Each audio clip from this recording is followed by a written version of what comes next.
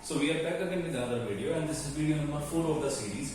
We started a chapter in class 10th Maths NCERT book, pair of linear equations in two variable, and this is video number 4 of the same series. And I will be using both English and Hindi as the language, so that more and more students are able to understand the topics clearly. So let us just start it.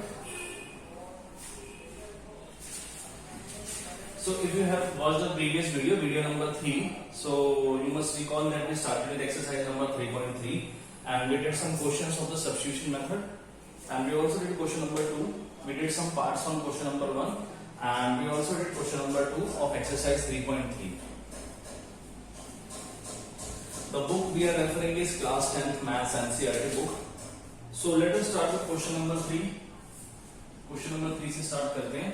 And we are using substitution method in these questions. Form the pair of linear equations for the following problems and find their solution by substitution method.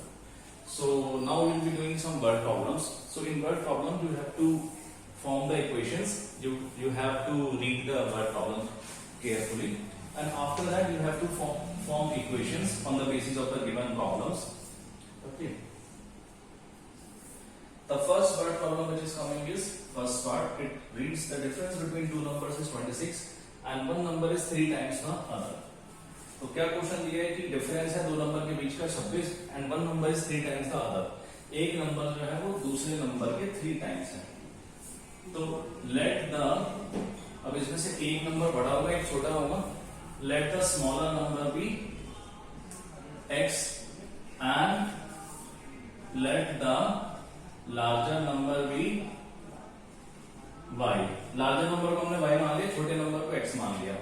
तो हमारे पास है कि difference between two number is 26. y minus x is 26 and one number is 3 times the other. जब y बड़ा है तो y 3x हो गया अकॉर्डिंग टू द क्वेश्चन. ठीक है. अब सब्स्टिट्यूशन मेथड इसमें हमें यूज करना है. y की वैल्यू दी है 3x, तो यहां पर हम लिखेंगे substituting the value of y equal to 3x in first equation, है ना. जब हम फर्स्ट इक्वेशन में 1, तो हमारे पास क्या आ जाएगा 3x minus x equal to 26, यानी कि 2x इक्वल टू 26. x हमारे पास क्या आ गया 13. ठीक है. x की वैल्यू आ गई 13.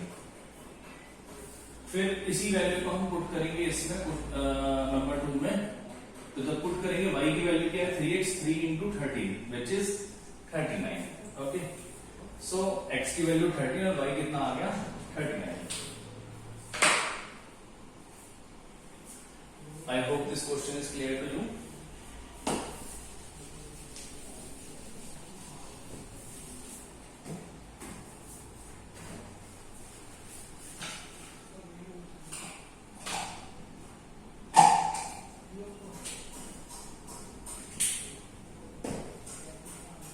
सेकेंड पार्ट देखते हैं इसका. सेकेंड पार्ट क्या कहता है, the larger of two supplementary angles exceed the smaller by 18 degree.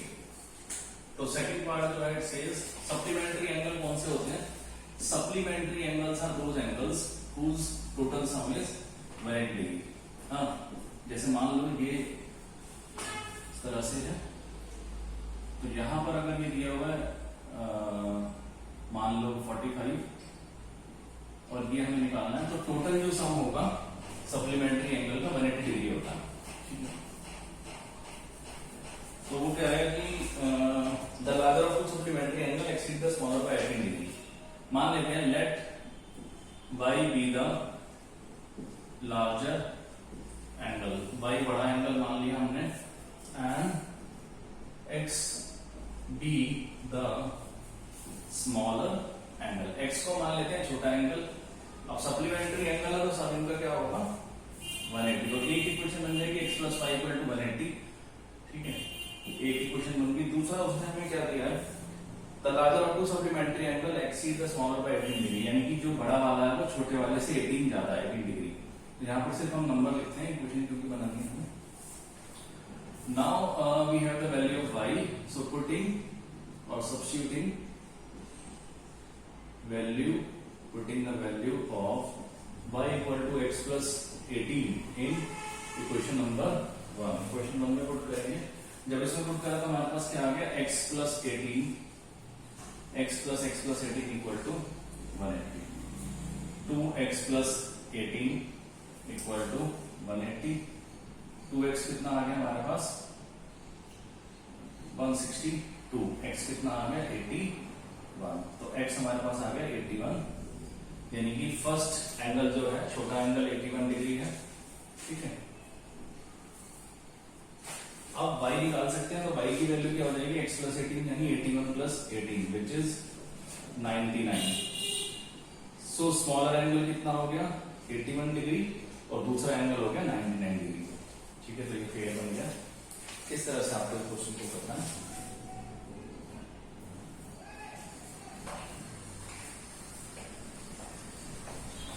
Part number 3 देखते हैं। Let us move on to part number 3।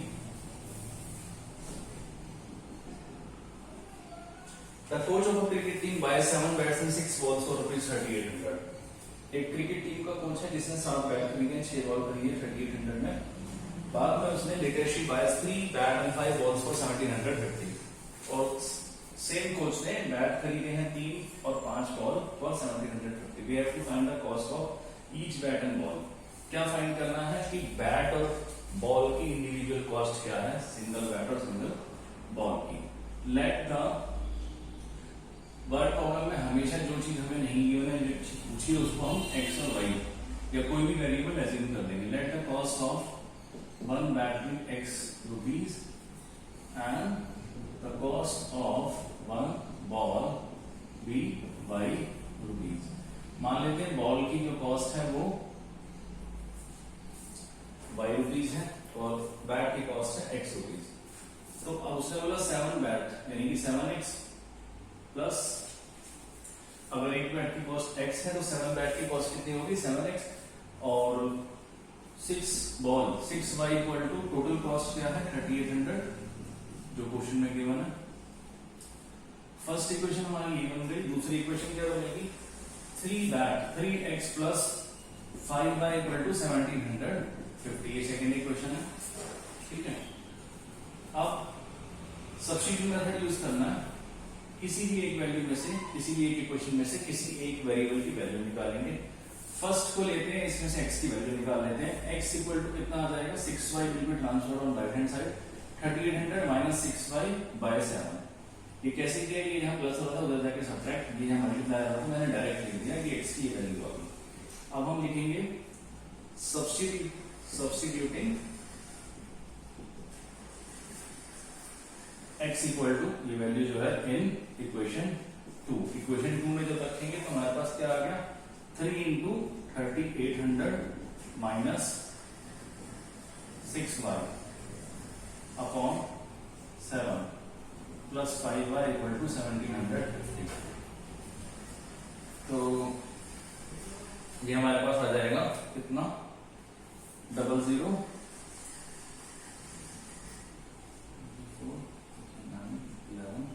Minus 18 by upon में 7 प्लस 5y इक्वल टू 1750। तो ये आ गया 11,400। ठीक है, 11,400 minus 18y plus 35y upon में 7 इक्वल टू 1750। तो 11,400 प्लस 17y इक्वल टू 7 यहां मल्टीप्लाई कर देते हैं डायरेक्ट। ठीक है, 119 122। तो ये हमारे पास आ गया 17y इक्वल टू 12250 माइनस का 11,400 सब्ट्रैक्ट कर देंगे इसमें से, ये यहाँ पे सब्ट्रैक्ट हो जाएगा। ठीक है,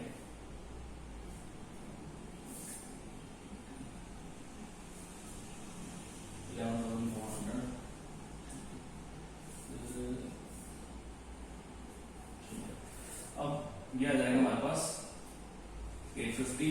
y कितना आ गया 50। ठीक है, y की वैल्यू 50 निकाल ली मैंने। 850 से डिवाइड करा 17 को 50 आ गया। y की वैल्यू यूज करके x निकालेंगे। अब इसमें पुट करेंगे y की वैल्यू, जो y की वैल्यू यहाँ पर आ रही है, यहाँ बीच में जो इक्वेशन एक निकालते हैं है ना, जो x और y की वैल्यू उसमें पुट कर देंगे। तो x डायरेक्टली यहाँ पे हमारे पास आ जाएगा, x कितना हो जाएगा 3800 माइनस 6 इंटू y की value which is 50, sorry y की वैल्यू, सो नीचे क्या है, नीचे है 7, 3800 माइनस 300 अपॉन में 7, ठीक है, तो 3500 अपॉन में 7, तो बैट की कॉस्ट क्या आ गई, x हमारे पास आ गया 500, y हमारे पास आ गया 50, यानी कि बैट की जो कॉस्ट है वो 500 है और बॉल की कॉस्ट है 50, तो लास्ट में स्टेटमेंट लिख देंगे, so the cost of one bat equal to 500 and cost of one ball equal to 50 rupees.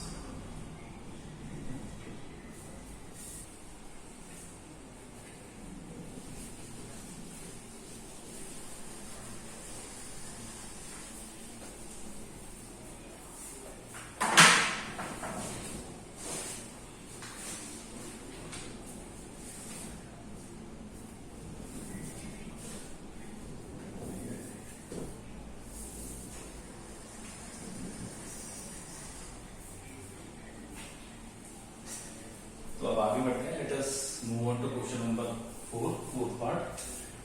ठीक है, फोर्थ पार्ट देखते हैं क्या कहते हैं, ये भी एक बड़ा कॉमन क्वेश्चन है।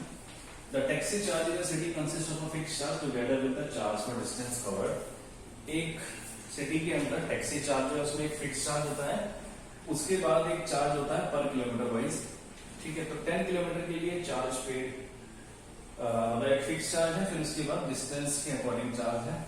10 किलोमीटर अगर किसी ने डिस्टेंस कवर करा है तो चार्ज जो दिया जाता है वो है 105 रुपीज, और 15 किलोमीटर के लिए 155। But of the fix charges and the charges per kilometre, how much does a person have to pay for travelling a distance of 25 kilometres. Question में क्या दिया है कि एक सिटी के अंदर एक तो फिक्स चार्ज है, बाकी फिर पर किलोमीटर के हिसाब से चार्ज लगता है।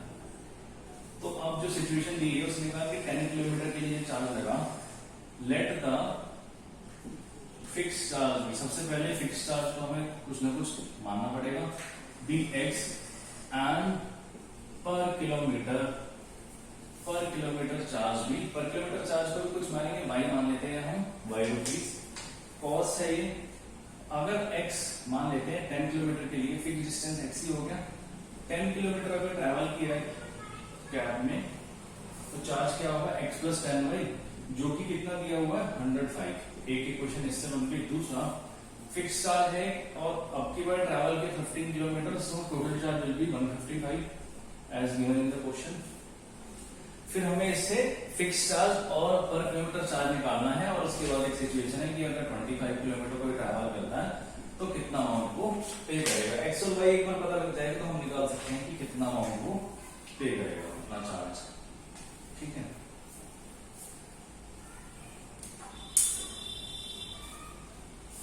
तो सब्स्टिट्यूशन मेथड यूज करेंगे, x की वैल्यू निकालेंगे 105 minus 10y, 105 minus 10y plus 15y equal to 155। Second equation में मैंने पुट करा, इस वैल्यू को यहां पर लिख देंगे, सब्स्टिट्यूटिंग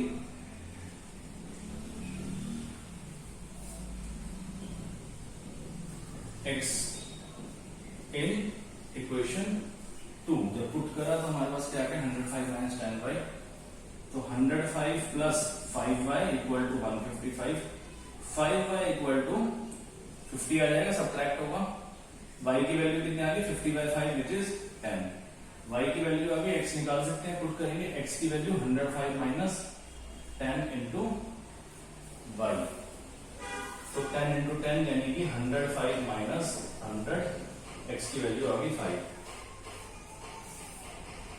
ठीक है,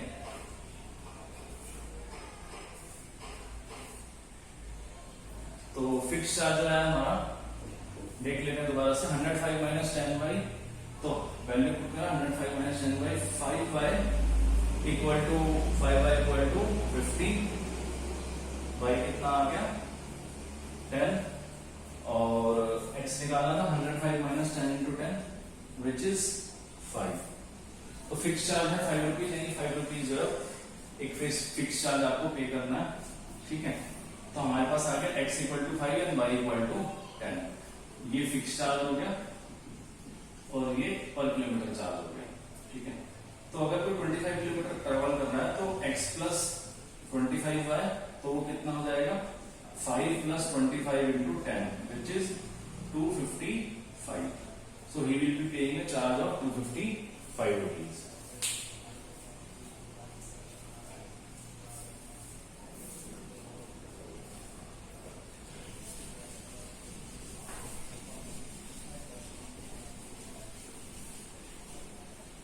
अब आते हैं क्वेश्चन नंबर 5 पर, पार्ट नंबर 5।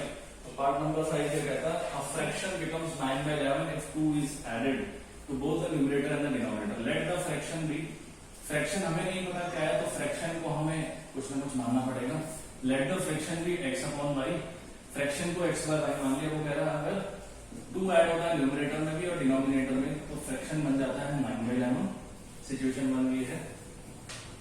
फिर वो कह रहा है कि अगर 3 ऐड होता है न्यूमरेटर और डिनोमिनेटर में, तो फ्रैक्शन बन जाता है 5/6। इस डाटा को यूज करके हम सबसे पहले इक्वेशन डिराइव करेंगे। यहां से क्या इक्वेशन बनेगी, क्रॉस मल्टीप्लाई करेंगे। ऐसे क्वेश्चन में जब भी इस तरह से आ जाता है इक्वल टू है और यहाँ पर कुछ वैल्यू है, so you will have to cross multiply the values. x plus 2 will be multiplied by 11 and 9 will be multiplied by 9 by plus 2. 11x plus 22 will be equal to 9y plus 18. 11x minus 9y equal to minus 4. ठीक है, ये मेरे पास value आ गई। First equation ये बन गई। Second equation निकालते हैं।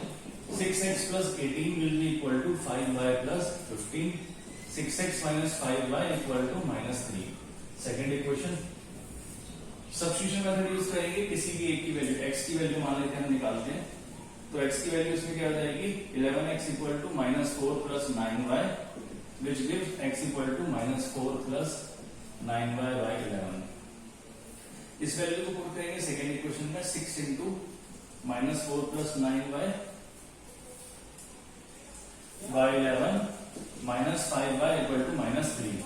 जब वैल्यू हमने पुट करी minus 24 plus 54 by 11 y minus 5y equal to minus 3, तो ये आ गया minus 24 plus 54 by minus 55 by. Cross multiply कर दिया। 11 यहाँ पर इक्वल टू माइनस 3, इसको यहाँ कैरी कर लेते हैं। ये हो जाएगा माइनस 24 और plus 54 by minus 55 by minus 5, नीचे 11 है। 11 को मैं राइट साइड पे ले जाऊंगा तो यहाँ पर आ जाएगा माइनस 33। ट्रांसपोज किया है। Minus 24 minus y equal to minus 33, तो माइनस वाई कितना आ गया, माइनस 33 प्लस 24। ठीक है, 9 आ गया माइनस का, तो माइनस वाई माइनस 90 इक्वल है, तो वाई कितना आ गया 9। माइनस से माइनस कैंसिल, वाई हमारे पास कितना आ गया 9।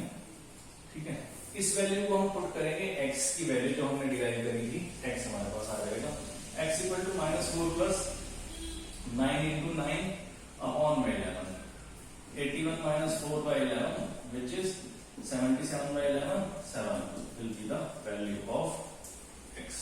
ठीक है, I hope ये क्वेश्चन आपको क्लियर है।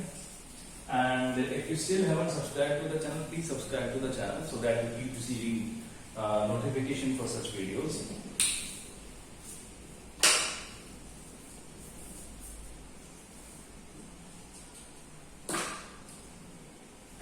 एक लास्ट क्वेश्चन बचा है इस एक्सरसाइज में, let us complete that question. अच्छा, ये क्वेश्चन नंबर 4 था, सॉरी 5 था। अब हमें करना है क्वेश्चन नंबर 6, पार्ट नंबर 6। तो देखते हैं पार्ट नंबर 6 में एज वाला क्वेश्चन है। एज वाला क्वेश्चन बहुत इंपॉर्टेंट है ये क्वेश्चन में। 6th पार्ट है, part number 6, page number is 54। 5 years hence, 5 years hence मतलब एज वाले प्रॉब्लम में स्टेटमेंट को प्रॉपर्ली रीड करना है। वो कह रहा है 5 years hence the age of Jacob will be 3 times that of his son. 5 साल बाद जैकब की एज जो है अपने सन की एज से 3 टाइम्स हो जाएगी। यानी कि जैकब की एज जो है 5 साल बाद अभी जो उसके सन की एज है उसके 3 टाइम्स हो जाएगी। 5 years है, 5 साल पहले जैकब की एज जो है वो 7 टाइम्स थी अपने सन की एज के। उन दोनों की प्रेजेंट एज क्या है ये हमें बताना है। ठीक है, जो पूछा है उसी को हम एज्यूम कर लेते हैं variables. Let the present age of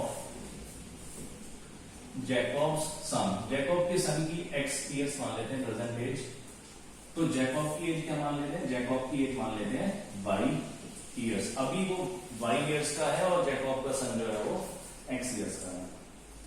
तो अकॉर्डिंग टू क्वेश्चन, क्वेश्चन क्या कहता है 5 ईयर्स है, 5 साल बाद, तो 5 साल बाद जैकॉब की एज क्या हो जाएगी y+5, तो वो किसके इक्वल होगी, सन की एज क्या हो जाएगी x+5 है ना। जैकॉब की एज हो जाएगी कितनी 5 साल बाद y+5, और उसके सन की एज कितनी हो जाएगी x+5 अब से 5 साल बाद। तो उन्होंने कहा 5 साल बाद क्या होगा, जैकॉब की जो एज है वो 3 टाइम्स हो जाएगी अपने सन की एज के, है ना। इससे क्वेश्चन डिराइव करेंगे, ये सन की एज है, ये जैकॉब की एज है, 3 गुना हो जाएगी y+5 इक्वल टू 3x + 15। तो हमारे पास इक्वेशन आ जाएगी 3x - y, यहाँ पे -10, तो 3x - y equal to -10 will be the first equation. ठीक है, एक और इक्वेशन डिराइव करेंगे, एक और स्टेटमेंट गिवन है 5 इयर्स अगो, 5 साल पहले y - 5 equal to 7 times x - 5। ठीक है, 5 साल पहले उसकी एज जो है वो 7 टाइम के अपने सन की एज के। तो एक इक्वेशन यहां से डिराइव करेंगे, सॉल्व करेंगे, 7x मल्टीप्लाई करेंगे -35। ठीक है, फिर उसके बाद 7x, y को मैं राइट हैंड साइड में ले आऊंगा, ये माइनस का उधर जाके प्लस, तो -5 यहाँ आया प्लस में 35, 7x - y will be equal to 30। ये सेकेंड इक्वेशन आ गई। दोनों इक्वेशन को सॉल्व करेंगे, फर्स्ट वाले से y की वैल्यू निकालते हैं, तो y की वैल्यू होगी 3x + 10, हाँ, इसको पुट करेंगे सेकेंड इक्वेशन में, 7x - 3x + 10।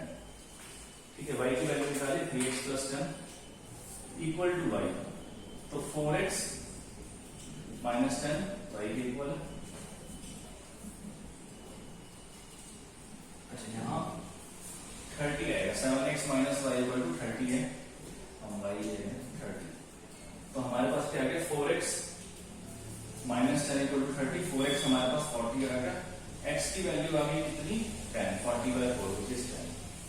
तो हमारे पास x की वैल्यू है, और इसी वैल्यू से हम y की वैल्यू निकाल लेंगे, इसमें पुट करेंगे तो y आ जाएगा, y कितना आ गया 3 × 10 + 10 यानी कि 30 + 10। x हमारे पास 10 आया है और y हमारे पास कितना आया है 40। ठीक है, तो जैकॉब की एज कितनी है, जैकॉब की एज है 40 इयर्स y, और जैकॉब के सन की एज कितनी है 10 इयर्स। ये प्रेजेंट एज है, लास्ट में स्टेटमेंट लिख देंगे, so the age of Jacob son will be 10 years and the age of Jacob will be 40 years. I hope the question is clear to you. अगर कोई भी डाउट है तो you can ask in the comment section. तो आज के लिए इस वीडियो में सिर्फ इतना ही रखते हैं, और बाकी क्वेश्चंस करेंगे हम अपने अपकमिंग वीडियो में। Thank you for watching.